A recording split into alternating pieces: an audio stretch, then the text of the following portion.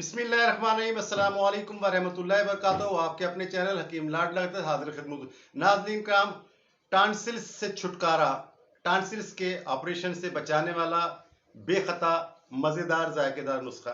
Tonsils का मर्ज इतना भयानक, तकलीफ दे और अजियत में मुब्तला करने वाला होता है तो अल्लाह की पनाह।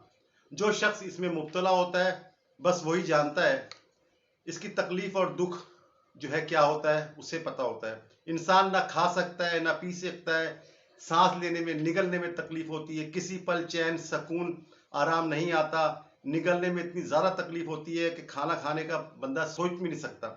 ना इकराम, ये नुस्खा इस तकलीफ में बड़ा शानदार काम करता है, जायके में मज़ेदार है, साइड इफ़ेक्ट से पाक है, चंद मिनटों में घर में तैयार हो जाता है।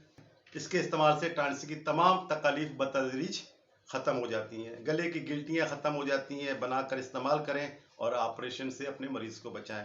नाज़रीन कराम, इसके अज्जा नोट फरमा लें। पुस्ते शीरी 100 ग्राम, खुलन पान की जड़ 50 ग्राम, लौंग 5 ग्राम, सब्ज इलायची 5 ग्राम, मिश्री जो है कूजा लेनी है, ये 50 ग्राम। ठीक है, इसको अच्छी तरीके से बारीक करके कपड़ छान कर लें।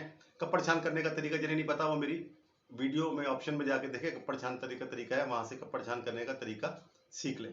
इस्तेमाल इसका ये है, जब ये तैयार हो जाए तो इसको दिन में 5 से 6 दफा जो है ना, आधा चाय वाला चम्मच मुंह में डाल के चूसना है।